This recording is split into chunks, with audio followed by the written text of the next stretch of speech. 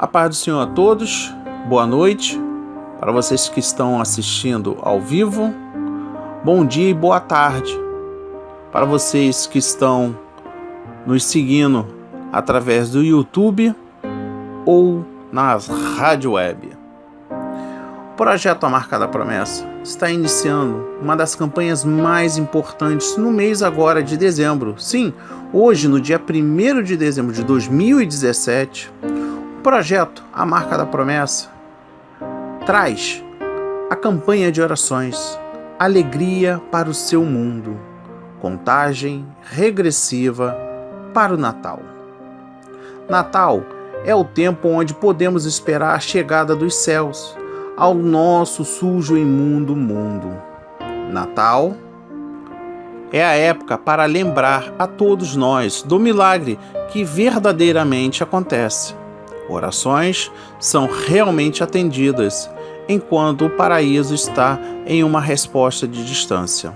Através da experiência de Maria, José, Zacarias e Elizabeth, o pastor e os magos, este devocional explora o significado do primeiro Natal e como ele cruza com cada uma de nossas vidas hoje. Eu, Márcio, fundador do projeto A Marca da Promessa,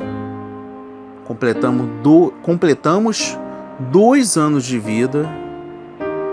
Eu gostaria que neste exato momento você se agarrasse a tudo. Desconecte das redes sociais, do WhatsApp. É um momento muito importante para receber as instruções e ensinamentos do Reino de Deus. Eu trago para este primeiro dia da campanha o tema Então é Natal. Vamos uma jornada até Belém, através de uma persistente e deliciosa avaliação da história do Natal encontrada na Bíblia.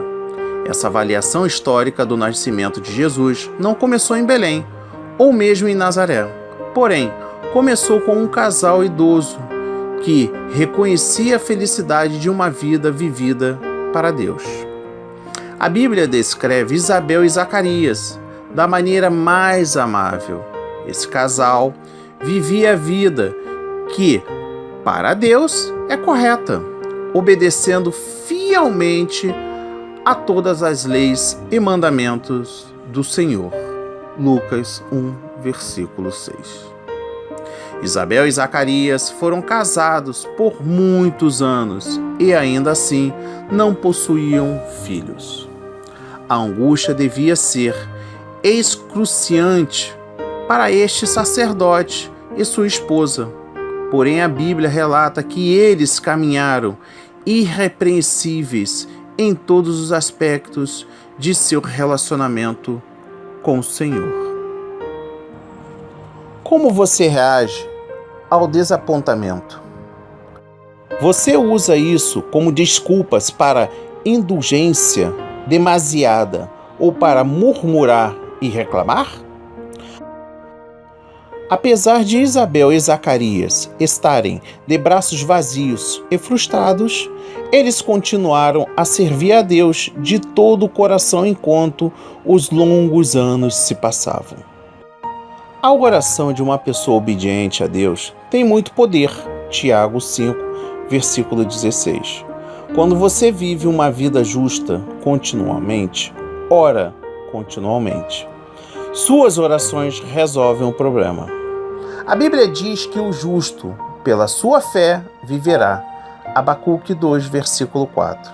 Isabel e Zacarias continuaram a caminhada através da fé e não pelas circunstâncias. O nome Isabel significa Deus é meu juramento. Isabel acreditou na promessa de Deus, onde outros teriam desistido muito antes pela frustração. Ela acreditou que Deus estava ouvindo as suas orações enquanto seus amigos murmuravam. Com os próprios bebês que anos mais tarde iriam ninar também seus netos. Espero que a primeira lição que você aprenderá nessa história de Natal seja ser paciente em Deus. Acredite em Deus, mesmo que as circunstâncias se mostrem desafiadoras. Continue a viver em retidão. Continue a viver em retidão através dos dias de descontentamento. Ore fervorosamente e acredite que Deus está ouvindo suas orações. Continue tendo uma atitude positiva em seu coração enquanto você não encontra seu caminho. Permita que a graciosidade de Isabel te lembre que os verdadeiros fiéis caminham através da fé e não pelas circunstâncias. Amém e graças a Deus. Amados irmãos e irmãs, neste primeiro dia da campanha, iremos meditar em 3 livros. O primeiro, no livro de Lucas, capítulo 1, versículos de 1 a 7. A palavra diz: visto que muitos houve que empreender uma narração coordenada dos fatos que entre nós se realizaram, conforme nos transmitiram os que desde o princípio foram deles testemunhas oculares e ministro da palavra. Igualmente a mim me pareceu bem, depois de acurada investigação de tudo desde sua origem, dar-te por escrito, excelentíssimo Teófilo, uma exposição em ordem, para que tenhas plena certeza das verdades em que fostes instruído. Nos dias de Herodes, rei da Judéia, houve um sacerdote chamado Zacarias, do turno de Abias. Sua mulher era das filhas de Arão e se chamava Isabel. Ambos eram justos diante de Deus, vivendo irrepreensivelmente em todos os preceitos e mandamentos do Senhor. E não tinham filhos, porque Isabel era estéril, sendo eles avançando em dias. Entendendo os versículos de número 1 a 4, uma exposição em ordem. Aqui a ideia de uma relação ordenada pressupõe uma narrativa que organiza o significado dos fatos históricos contados. Este relato, como dos outros 3 evangelhos, será dos eventos associados com o nascimento, a vida, o ministério, a morte, a ressurreição e a ascensão de Jesus. É uma história sobre Jesus. Porém, a narrativa do autor neste primeiro volume, o livro de Lucas, ligado com a do segundo volume, Atos, é muito mais do que um mero relato histórico de Jesus e da igreja nascente. O tema principal destes textos são as ações e os propósitos missionários de Deus no mundo através da missão de Jesus, o Salvador e Libertador do mundo. Lucas conta essa história para Teófilo. Seu nome significa amigo de Deus. Talvez tenha sido uma autoridade romana, gentil, que havia se convertido ao cristianismo e estava sendo ensinada ou catequizada como um membro novo na comunidade cristã, para a qual Lucas escreve. Vários oficiais romanos vão aparecer nos 2 volumes de Lucas, e Atos alcança seu auge quando Paulo chega a Roma. Teófilo, portanto, poderia simbolizar o avanço do Evangelho, atravessando as barreiras da cultura e classe. Neste sentido, possivelmente Lucas escreve para a igreja de Teófilo, que se compromete com a missão em momentos de provas e crise. Os 2 volumes de Lucas e de Atos mostram a identidade e a razão da existência da igreja cristã. A história nos ajuda a compreender quem somos como cristão. Nossas histórias são parte da história maior de Deus, que visa a salvação. Buscamos entrar nessa história e vivê-la.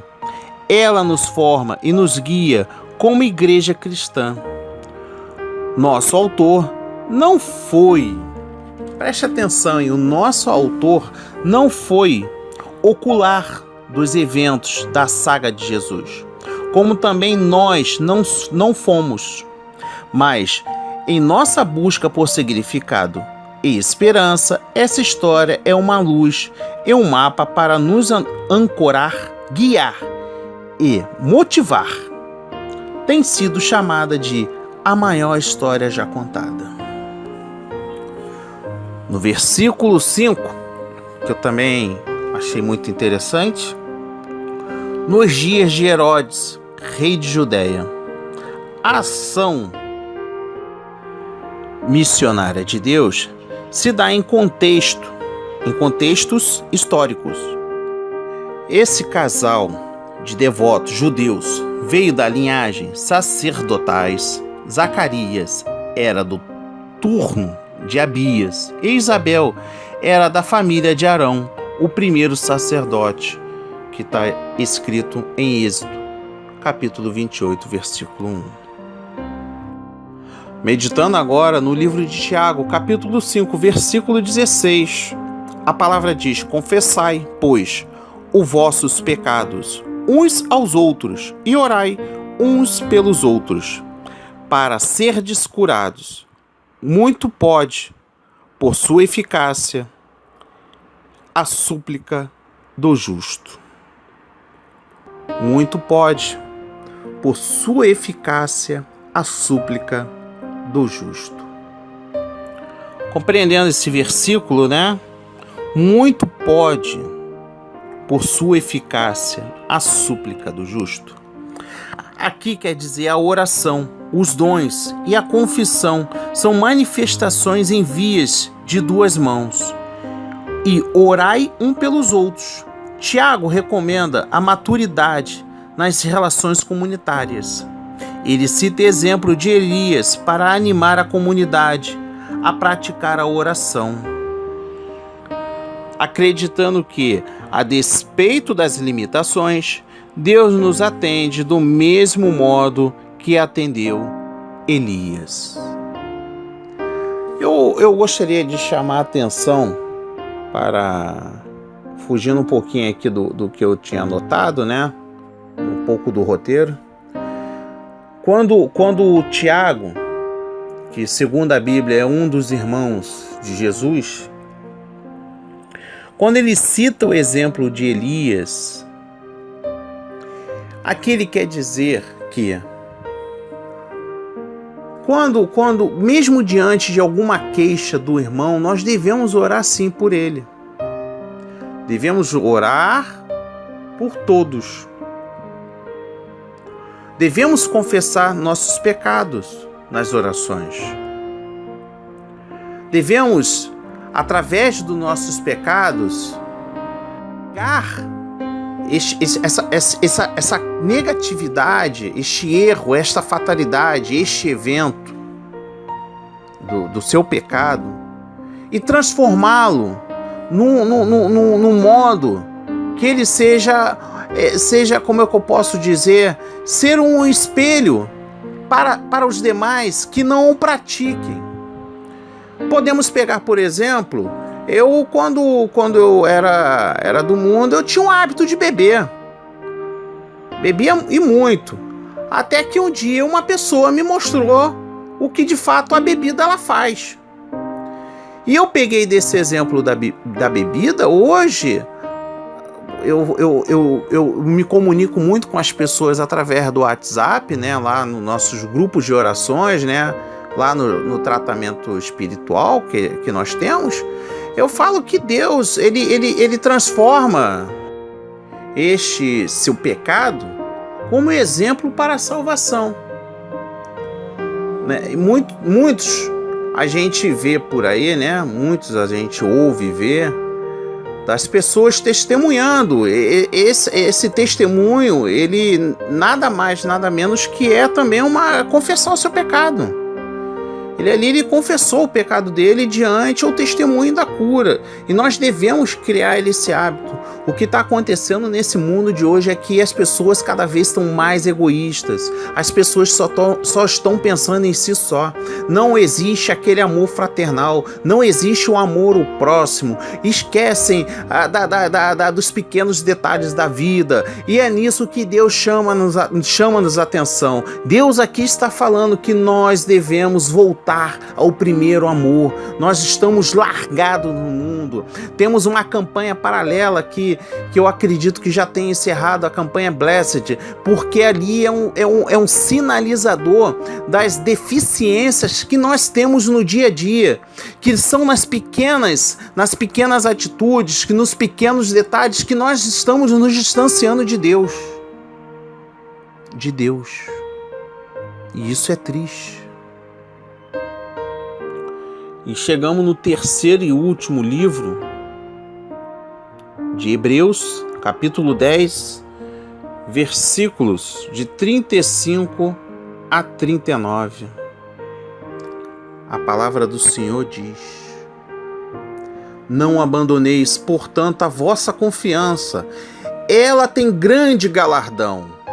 Com efeito, tendes necessidade de perseverança, para que, havendo feito a vontade de Deus, alcançai a promessa. Porque ainda dentro de pouco tempo, aquele que vem virá e não tardará. Todavia, o meu justo viverá pela fé. Pela fé. Todavia, o meu justo viverá pela fé. E se retroceder, nele não se compraz a minha alma. Nós, porém, não somos do que retrocedem para a perdição. Somos, entretanto, da fé para a conservação da alma. Graças a Deus. Aleluia, graças a Deus. Aleluia. Grande é o Senhor. Entendendo um pouquinho do que a palavra do Senhor tem a nos ensinar, agregar no nosso dia a dia, os cristãos destinatários da carta sofreram prisões, perseguições e até a perda das suas propriedades e de seus bens por causa do Evangelho. O incentivo à perseverança em meio aos sofrimentos é feita com garantia de uma grande recompensa, a qual Cristo dará aos que confiantemente permanecerem fiéis. E quando isso a gente está falando sobre o grande galardão. Agora, dentro de pouco tempo, aquele que vem virá e não tardará, no versículo 37. Entendendo esse versículo, a iminência da volta de Jesus foi uma mensagem que os apóstolos constantemente anunciaram aos crentes, da qual os relembravam através dos seus escritos. O servo de Deus tem a sua fé em Jesus e tem a confiança de que a sua volta é certa e acontecerá em breve. Isto produz uma visão e anseio do reino e desapego dos bens deste mundo. Incentiva-nos a pregar o Evangelho entre todos os povos. Assim seja, assim diz o Senhor. Amém e graças a Deus. Senhor, meu Deus, meu Pai, obrigado, Senhor, por esse primeiro dia maravilhoso, compreendendo as suas palavras, o seu ensinamento, o propósito do Natal, meu Pai. Estou completamente impactado, estou completamente motivado, animado, meu Pai, diante das belas palavras, diante do sacrifício feito por Zacarias e Isabel,